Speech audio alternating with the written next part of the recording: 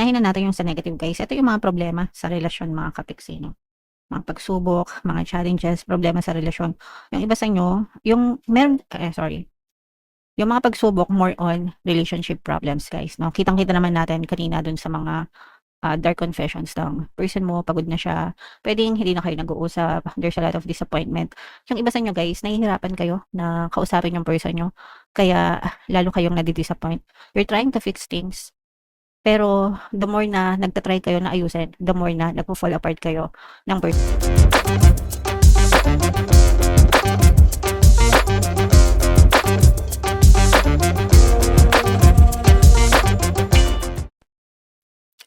Hello guys, hello Sagittarius. Welcome back to Pinoy Pixie Tarot. Ang pamagat ng episode natin for tonight is first half kapalaran para ngayong May 1 to 15 para sa Sagittarius, Sun, Moon, Rising sign, and Venus. So, unahin natin tong deck na to guys. Ito yung mga mensahe sa inyo, mga angel messages, mga paparating, mga pwede nyong ma-experience guys ngayong May 1 to 15. So, una, meron tayong trap na energy. Ibig sabihin nito guys, pwedeng na matrap kayo or natatrap kayo sa isang sitwasyon na hindi nyo ginusto, na hindi pa kayo maka-move on, hindi nyo malampasan, hindi nyo maalisan. So, for example nito, kunwari may mga utang kayo guys, no? Natrap kayo sa pagbabayad ng utang and hanggang ngayon hindi nyo pa natatapusan yung mga utang na yon. O kaya naman, puwedeng breadwinner kayo, kayo yung kumikita para sa pamilya niyo, pero wala kayong choice kasi walang ibang puwedeng maasahan sa loob ng family. So, yung mga gano'n guys, okey? O kaya naman puwedeng na-trap kayo sa isang relationship na hindi kayo makaalis kahit ayaw niyo na, for a lot of reasons. Puwedeng hindi niyo maiwan yung asawa niyo kahit ayaw niyo na kasi may mga anak pa kayo, yung mga gano'n guys. So, take it how it resonates, iba-iba kayo ng sitwasyon pero yun yung ibig sabihin guys 'no, nata-trap kayo sa mga unwanted na sitwasyon sa buhay niyo mga kapiksi. You just have to understand na meron kayong choice 'no. So, nasa sa inyo pa rin, kayo pa rin yung magdedesisyon sa buhay niyo mga kapiksi. And eto naman guys, ibig sabihin nito may mga na-achieve kayo na mga success and tagumpay and nadadagdagan yung mga confidence nyo, yung self-esteem, yeah, self-confidence. Mga kapiksi, syempre kapagka meron tayong na-achieve guys, no? Talagang gumagaan yung pakiramdam natin and bumibilib tayo sa sarili natin. Okay lang yan guys, basta wag lang kayong magyabang, wag kayong maging hambog, no? Kasi sa iba, ganun yung nagiging epekto, nagiging hambog sila. So, wag ganun mga kapiksi. Kahit na it's okay to be proud of yourself and celebrate your achievements, pero wag kayong umabot dun sa point na, sabi ko nga, maging hambog, no? So, ande. Alright? And eto naman guys, these are control issues, no?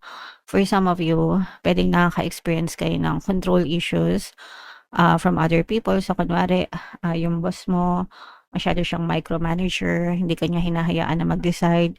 Gusto niya kung ano lang yung sinabi niya sa'yo, yun lang yung gagawin mo. O kaya naman, pwedeng parents mo, magulang mo, na stricto sa'yo, or asawa mo na sinasakal ka, kinokontrol ka, mga ganun guys, no?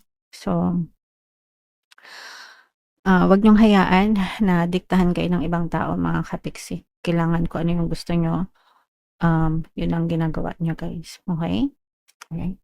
So, comment down below, Sagittarius, if feeling niyo naka-resonate kayo diyan. Ito naman ay sa love mga kapiksi. Tingnan naman natin yung love message sa inyo ng person niyo. So, kung ano lang yung maka-resonate guys, take that message kasi iba-iba kayo ng sitwasyon. At saka this is more on dark confessions guys. Dark messages, okay? So ito, yung first message, I have lost all control of my life. I keep messing up. So, yung person mo para sa kanya, magulo yung buhay niya, no? May mga nagagawa siguro siya ng mga bagay na hindi maganda and para sa kanya messed up, magulo yung buhay niya right now mga kapiksi, and puwedeng dahil magulo yung buhay niya, nadadamay yung inyong relationship guys, okey? So puwedeng mga gano'n, mga kapiksi, okey? So buksan natin yung ating ilaw, 'yan. Nawawala na kasi yung araw, palubog na. Ayan, so yeah, gano'n talaga. So maraming issue sa buhay itong, person niyo mga kapiksi. Another message guys is, this situation has become very difficult for me to manage mentally. It is draining me. So itong person mo, ibig sabihin, yung sitwasyon, yung puwedeng itong sitwasyon na sinasabi niya is yung sitwasyon niya sa buhay niya or yung sitwasyon niyo sa relationship. Kung meron kayong mga negative na sitwasyon na pinagdadaanan, hindi niya na yun kinakaya, no? Pagod na siya, hindi na niya kinakaya, mga kapiksi. So, drain na yung energy niya, guys. And ito naman, ito na nga, no, you have become too difficult for me to handle. That's a big turn off. So, kung pagsasama-samahin natin, guys, puwedeng magulo na yung buhay niya, ta's magulo pa yung relasyon niyo. So, nahihirapan na siya. Yun yung nararamdaman natin dito. Nahihirapan na yung person mo, drain na siya. So, parang walang ano, parang walang energy sa relationship, mga kapiksi, okey? Alright. So, medyo negative. Medyo negative naman talaga 'tong mga messages na 'to, guys. So, comment down below, if naka-resonate kayo. So, shuffle natin 'to, guys. Hanapin natin yung energy ng, Sagittarius. Habang sinu-shuffle ko 'to, panoorin niyo muna yung video natin regarding sa ating, paano mag-manifest ng abundance, video course. Kapiksi, sawa ka na ba sa mga struggles at hirap sa buhay mo? Masipag ka ba at masikap sa buhay ngunit hindi ka pa rin umaasenso? Ilang beses ka na bang nag-attempt magnegosyo at mag-invest pero palagi ka pa rin nalulugi? Sa pagkakataon na ito ay maaaring may subconscious beliefs ka na nagiging balakid sa iyong pag-unlad at pagyaman. Introducing, paano mag-manifest ng abundance video course. Dito ay matututunan mong ma-overcome ang mga balakid mo para tuluyan ka ng umunlad, umasenso, sumagana, maging matagumpay, successful at maswerte sa iyong kabuhayan, pera, trabaho, negosyo sa lapi at kaperahan ng bonggang-bongga. Dali, mag-send na ng email sa pinoypixie@gmail.com at simulan na ang iyong pagyaman ngayon. Alright. So, sa lahat ng gusto mag-avail ng course, guys, meron tayong paano mag-manifest ng abundance video course, paano mawala ang third party at magkaroon ng harmonious na relationship, paano pabalikin si ex, revise breakup. Sa mga interesado, guys, mag-send lang kayo ng email sa pinoypixie@gmail.com. And sa mga naghahanap ng pampaswerte, guys, meron tayong money shaker jar rin. Super effective na pampaswerte, mga kapiksi. At saka ito, guys. So, ito yung WhatsApp number ko. Chat nyo na ako dyan. So, itong pampaswerte na to, guys, ang dami ng sumasucess dyan, no? Nagbibigay sa atin ng feedback. Pwede yan sa kabuhayan, pera, trabaho, negosyo, salapi, life in general, guys. Super effective. So, Sagittarius ka and represent ng Queen of Wands. Guys, this is both positive and negative. Unahin na natin yung sa negative, guys. Ito yung mga problema sa relasyon, mga kapiksi, no? Mga pagsubok, mga challenges, problema sa relasyon. Yung iba sa inyo, yung yung mga pagsubok more on relationship problems, guys, no? Kitang-kita naman natin kanina dun sa mga dark confessions ng person mo, pagod na siya, pwedeng hindi na kayo nag-uusap, there's a lot of disappointment. Yung iba sa inyo, guys, nahihirapan kayo na kausapin yung person nyo, kaya lalo kayong nadidisappoint. You're trying to fix things, pero the more na nagtatry kayo na ayusin, the more na nagpo-fall apart kayo ng person. So, kung hindi nyo makausap ng maayos, I suggest magkaroon na lang muna kayo ng space, guys, kasi sometimes kapag pinilit natin kausapin tapos yung tension sa pagitan nyo is mainit, lalo lang lumalala yung sitwasyon. So, yung suggestion ko pagka mga ganito, hayaan nyo lang, huwag nyo kausapin. Tapos, makinig kayo ng subliminals ko.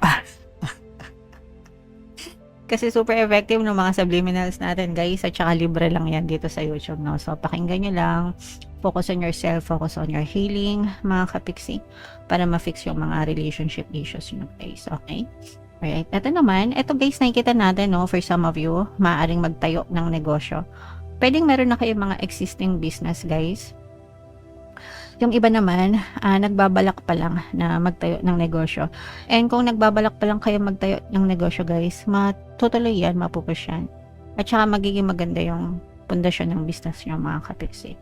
So sa negosyo naman guys, kailangan lang talaga consistent. You always have to show up, no, for your clients, for your customers, mga kapiksi. Sila yung pundasyon no, ng negosyo nyo guys. So dapat alam no kung ano yung binibenta nyo and kung paano nyo sila ibebenta sa mga persons guys, okay? So yeah, maganda yung energy sa business sa mga kapiksi natin na mga negosyante. And ito naman guys, no, parang nag-scale up kayo. Ibig sabihin parang nagle-level up kayo ng mga karunungan. Gusto nyo magkaroon ng mga magandang pagbabago sa buhay nyo, pero hindi yan magbabago. Hindi magbabago yung sitwasyon nyo hanggang hindi kayo nagbabago. So, you have to focus on your beliefs, your habits, your patterns, your mindset, your energy. You have to work on yourself, guys. Kasi kapag nagbago ka, magbabago din yung buhay nyo, mga kapiksi. Okay? Alright. And you have to face your fears. Harapin nyo yung mga takot nyo, yung mga duda nyo, mga kapiksi, no? Kailangan maging matapang kayo. Yung mga takot nyo, guys, nagiging block yan. Nagiging balakid, no? Kaya yung iba, hindi umuunlad, hindi umaasenso dahil sa mga takot at duda. So, kailangan yung harapin itong mga takot na to, guys, para umusad yung inyong pamumuhay, Sagittarius. Ayan, grabe ito. Grabe naman yan guys, no? So, meron ditong presence ng earth signs, Capricorn, Taurus, Virgo. So, this is healing, mga kapiksi. Yeah. So, this is water sign, Cancer, Pisces, Scorpio, earth sign, Capricorn, Taurus, Virgo. Pwedeng may ganyan kayo sa inyong natal chart or you may be dealing with other signs na may ganyan sa kanilang natal chart. Ito yung mga blessings guys. Ito nakikita natin na magliliwanag din yung inyong buhay, mga kapiksi. You just have to focus on yourself muna, no? Fix your energy, fix yourself guys, no? Kasi nga diba sabi natin yung iba may mga problema. Kapag may problema kayo sa isang bagay, parang damay-damay na, lalo na kung may problema kayo sa love, diba? Parang nadadama yung negosyo nyo, nadadama yung trabaho nyo, diba? Kahit naman sa mga drama, sa mga pelikula napapanood natin, kapag nagbe-break or may problema sa relasyon, nadadamay talaga yung buhay. Pero magiging ma-okay din kayo guys, makaka-recover din kayo, mag-heal din yung inyong sugat, mga kapiksi, and magliliwanag din yung mga kalangitan nyo, no?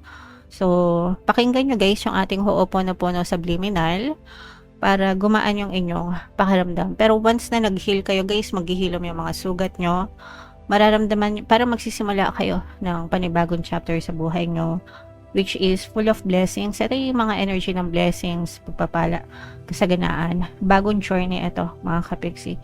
So, kapag naghilom na yung mga sugat nyo, magiging magaan, maganda,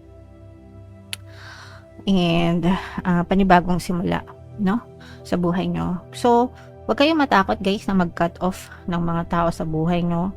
Lalo na kung nega, lalo na kung puro problema, no? Kahit na mga asawa nyo pa yan. Hindi ko naman sinasabing makipaghiwalay kayo sa asawa nyo, no? Pero may ibang case talaga na wala na, unresolvable na, ginawa mo na lahat, tumambling ka na, nag-split ka na, 'di ba? Ayaw pa rin. Eh di wag, guys, 'di ba? Don't waste your energy. Life is too short. You deserve to be happy, mga kapiksi. Yun yung gusto kong sabihin sa inyo. Okay? So, ito guys, i-mind nyo rin itong mga blessings na to, itong mga healing na to, itong mga bagong journey na yan, at saka yung sa business guys, no? So, comment down below if naka-resonate kayo. For more tarot readings guys, ito yung playlist nyo, ito naman yung ating success stories ng paano mag-manifest ng abundance video course. Panoorin nyo itong video natin guys about money shaker charts. Thank you for liking, sharing, and subscribing. See you next time. I love you all. Have a nice day. Bye-bye.